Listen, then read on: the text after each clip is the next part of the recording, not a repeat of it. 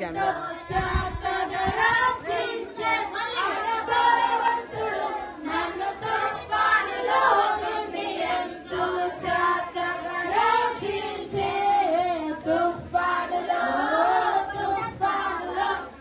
తుఫానులో నేనున్నప్పుడు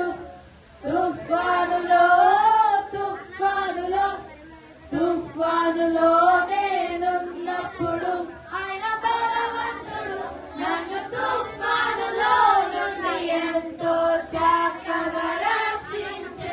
ఆయన బలవంతుడు నన్ను తుఫానులో నుండి ఎంతో చక్కగా రక్షించే.